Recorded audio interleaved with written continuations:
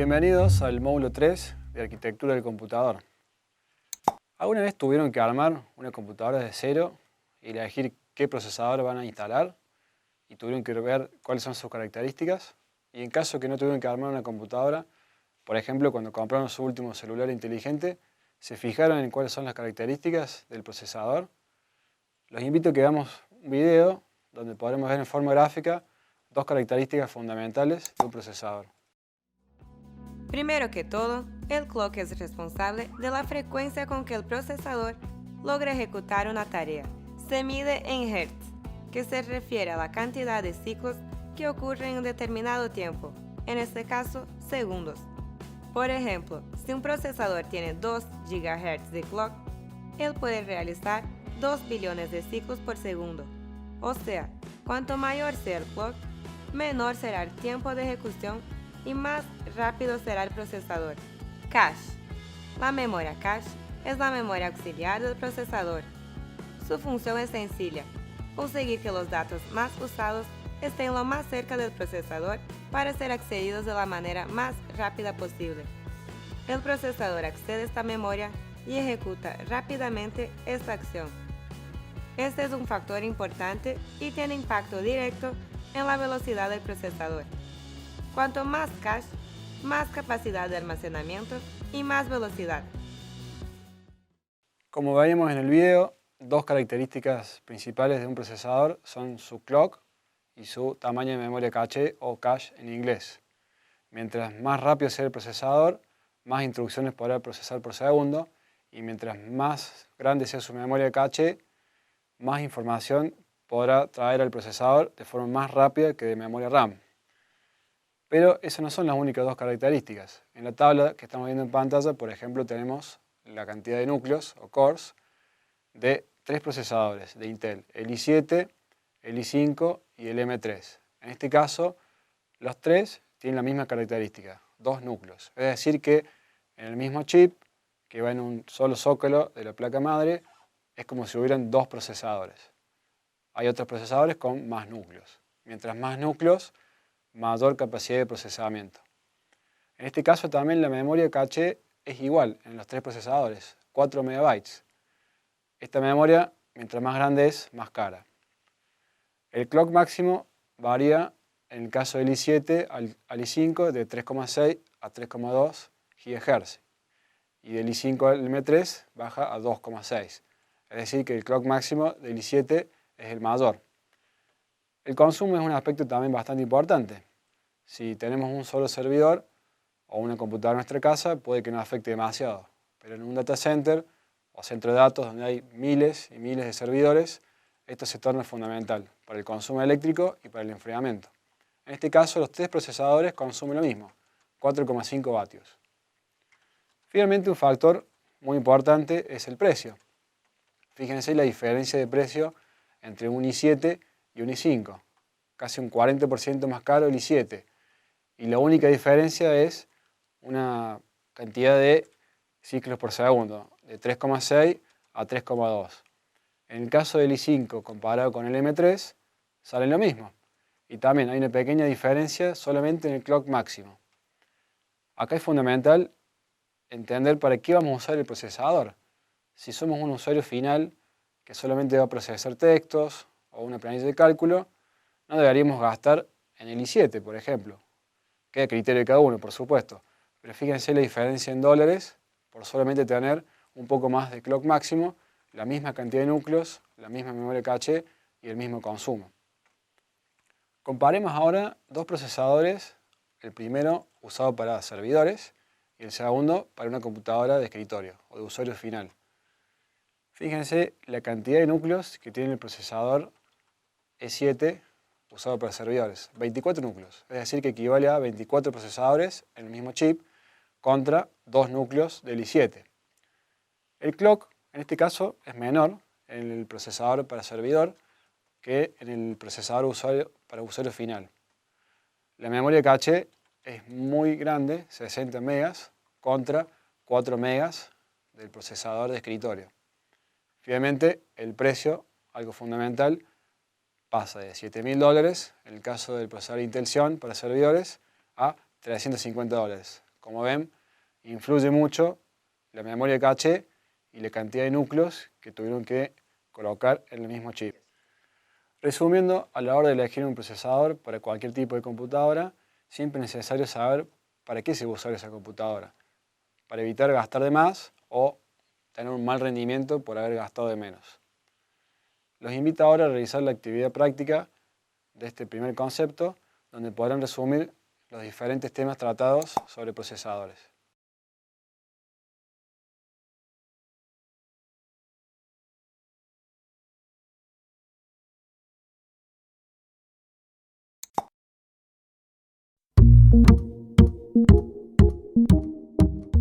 Los dejo ahora con las claves de respuesta de la actividad número 1, donde podrá haber una solución de las 4 posibles.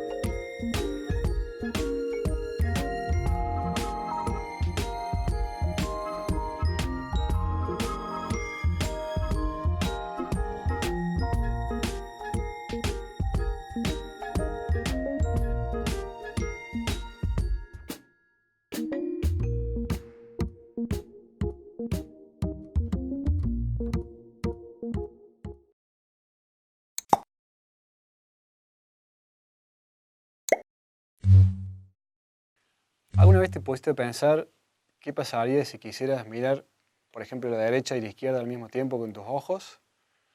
Bueno, esto sería una analogía de lo mismo que pasa en la computadora cuando queremos ejecutar dos instrucciones al mismo tiempo. El cerebro, que sería en este caso el procesador, y los ojos, dispositivo de entrada y salida, en este caso de entrada, no pueden cumplir con esa orden. El dispositivo físico, que son los ojos, no pueden hacer los movimientos al mismo tiempo, y el cerebro, que sería el procesador, no puede ejecutar dos instrucciones al mismo tiempo. Sí o sí las ejecuta de a una. Esta es una de las funciones de la unidad de control, temporización, es decir, ejecutar instrucciones de a una. Otro ejemplo, ¿qué pasa cuando queremos, por ejemplo, leer una suma 2 más 2 y al mismo tiempo escribir el resultado?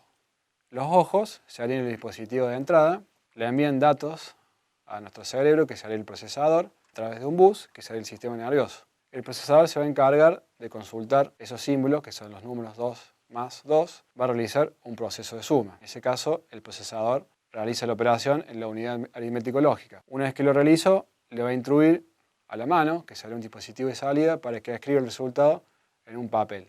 En el caso de la computadora, instruirá, por ejemplo, a una impresora para que imprima el resultado de la suma. Esa sería la segunda función de la unidad de control, ordenarle al procesador qué tiene que hacer con los datos. Continuando con la analogía de nuestro cuerpo, ahora sí hay una diferencia. En el caso de nuestro cerebro hay una sola forma de darle órdenes, pero en el caso de la unidad de control hay dos formas de implementarla, que son cableada o microprogramada. ¿Cómo se construye una unidad de control cableada? Básicamente con circuitos combinacionales que ustedes ya vieron en el módulo anterior. En el caso de la microprogramada es como si fuera otra computadora dentro de la computadora que tiene una memoria. Esa memoria tiene códigos de control. En el caso de las entradas, es decir, qué datos ingresan a las dos unidades de control, son las mismas. El registro de instrucción, los indicadores de la unidad aritmético-lógica y el clock. Son similares para los dos tipos de unidad de control. ¿Cómo repercute el diseño en cada una? En el caso del cableado es muy complejo, porque mientras más instrucciones haya que ejecutar, más combinaciones tendrá el circuito. En cambio, en el caso de la microprogramada es más simple. Simplemente se cargan en memoria esas instrucciones. Esta característica repercute también en la implementación. En el caso de unidad de control cableada es muy costosa. Mientras más grande sea el circuito, más costoso de fabricar. Y además, si hay cambios en las instrucciones, hay que volver a fabricarlo porque el circuito cambia. En cambio, en el caso de la unidad de control microprogramada, es barata de implementar. Siempre va a ser la misma memoria, lo que cambia es su contenido. Finalmente, en el caso de la velocidad, una unidad de control cableada es más rápida porque son circuitos combinacionales. Entonces, sí o sí hay compuertas que trabajan con corriente eléctrica y es muy rápido. En el caso de la microprogramada, es más lenta que la cableada por el hecho de tener que consultar una memoria. Los invito ahora a realizar la actividad práctica número 2, donde podrán tener un resumen de los temas tratados sobre la unidad de control.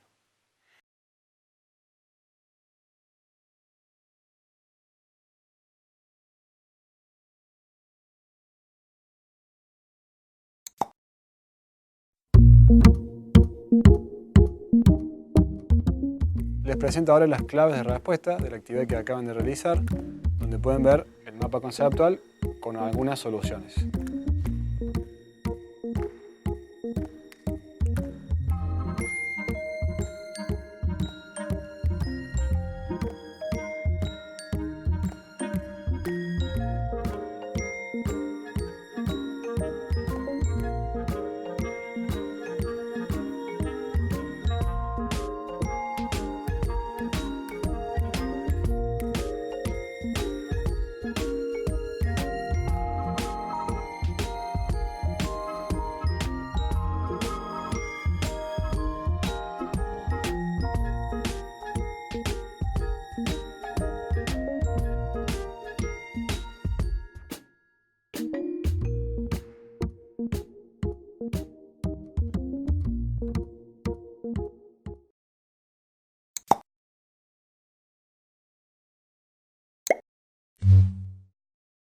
¿Alguna vez les pasó de ir a un restaurante, pedir un plato y esperar más que el vecino y frustrarse bastante?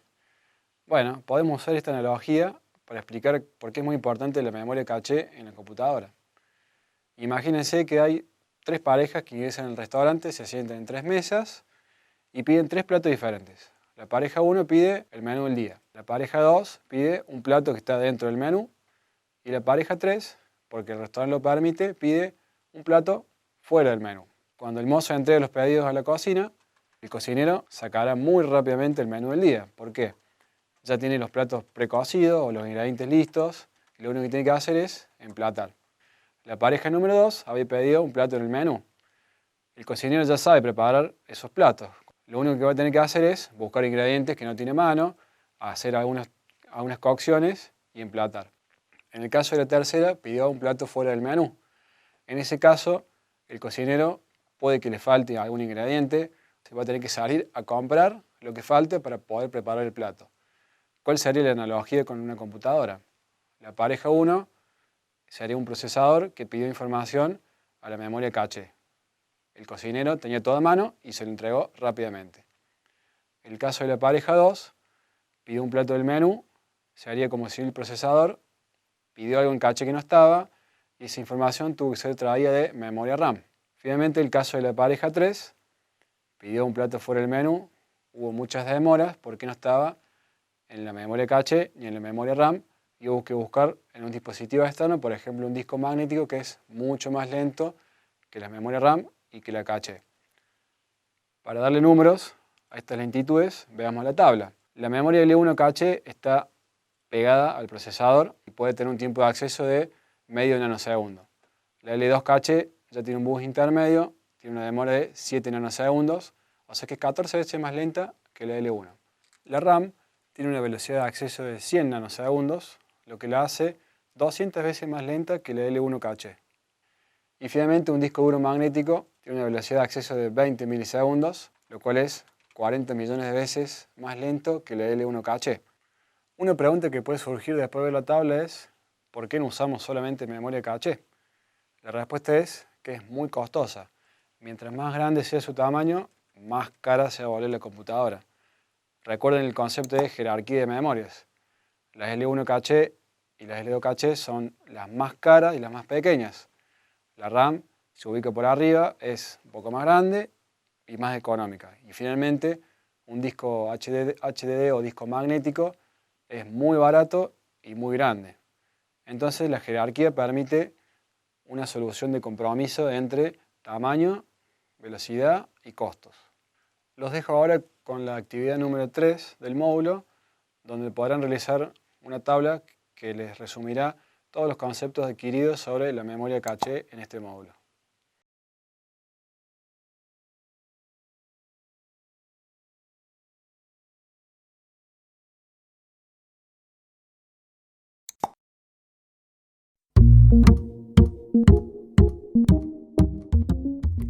Les dejo aquí en pantalla las claves de respuesta de la actividad número 3 que acaban de realizar, donde podrán ver una de las respuestas correctas.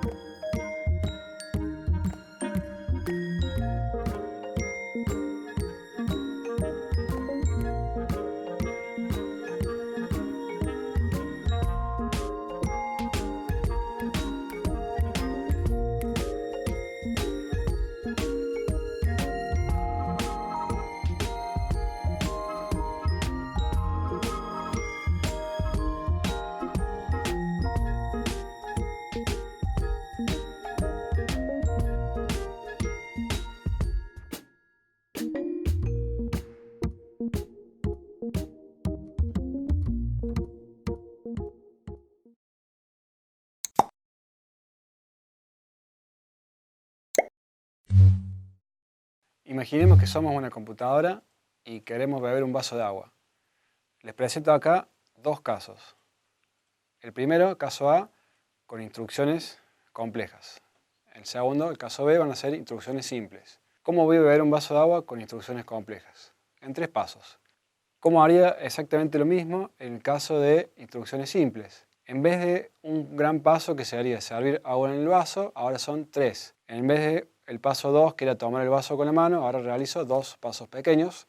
Finalmente, en lugar del paso 3, que era llevar el vaso a la boca, realizo 3 pasos más pequeños. En los dos casos, realicé la misma acción, beber un vaso de agua. En el caso A, usé una instrucción compleja. Esa sería la arquitectura CISC. En el caso B, usé instrucciones pequeñas o simples, y esa sería la arquitectura RISC. Pero para usar instrucciones complejas, necesariamente en la arquitectura CISC, necesitamos menos cantidad de registros y en la RISC más cantidad de registros. Es decir, es diferente la arquitectura del CPU. En el caso de CISC es una tipo múltiple cycle, es decir, con una instrucción se ejecuta en varios ciclos. Como son tan complejas, necesito varios ciclos del CPU para ejecutar una sola instrucción. En el caso de RISC se denomina single cycle, ya que una instrucción se va a ejecutar por cada ciclo del CPU. En CISC los procesadores consumen más y en RISC consumen menos energía. Por eso que generalmente los procesadores usados en celulares vienen de la arquitectura RISC para poder consumir menos batería. Finalmente en CISC utilizamos códigos más pequeños y en RISC códigos más grandes. Hoy en día casi que no existen procesadores en el mercado que usen CISC o RISC, sino que han sido unas arquitecturas convergentes y cada una saca el provecho de la otra. Por ejemplo, hay sistemas RISC con instrucciones un poco más complejas o hay diseños CISC con mayor cantidad de registros. Los dejo ahora con la actividad integradora de este módulo, donde podrá aplicar todos los conceptos adquiridos para poder resolverlo.